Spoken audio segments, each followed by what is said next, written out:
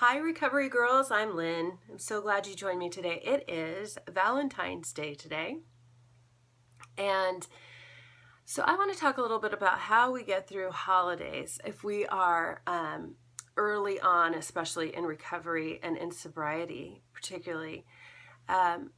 Whenever there's a holiday, that often means celebrations, and celebrations often mean lots of alcohol, lots of food, lots of even for those of you who may be struggling with sexual addictions, maybe thinking through bodies and how people look and how you approach that.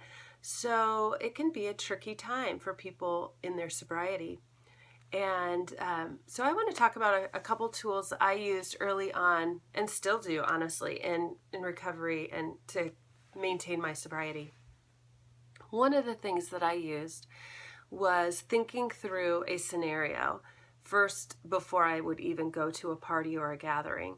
I would think through, if somebody offers me a drink, what am I going to say? Am I going to be comfortable enough to tell them no thank you and just leave it at that? I tend to be very codependent and feeling like I have to explain everything away. And so can I just say no? Can I maybe will there be another person in recovery there? Will I have phone numbers accessible, and will I use them if I feel like I'm getting into trouble?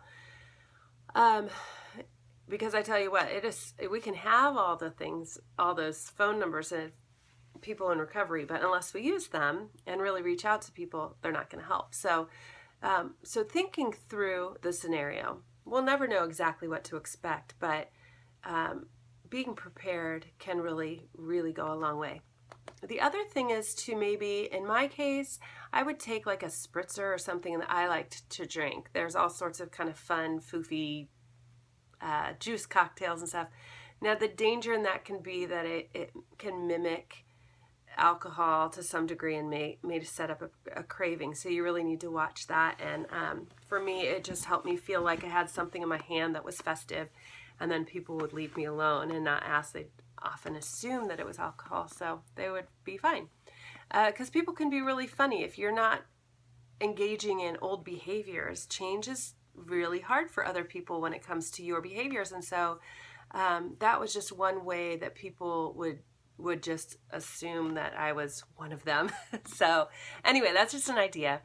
The other thing is that you could be prepared to just leave a party or a gathering.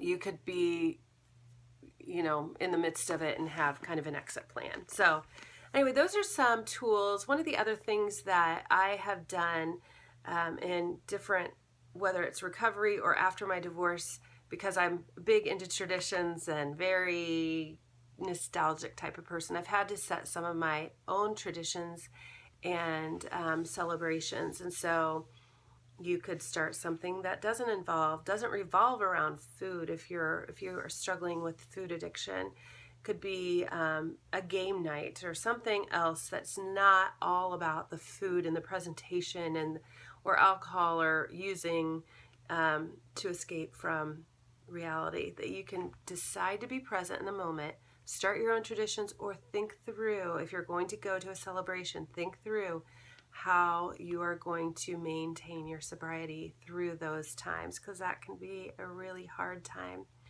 For those of you that are feeling lonely on Valentine's Day, take one moment at a time, 1 hour at a time. Remember to take care of yourself, to be your own Valentine, that you are loved and you are worthy of love. And so take good care of yourself.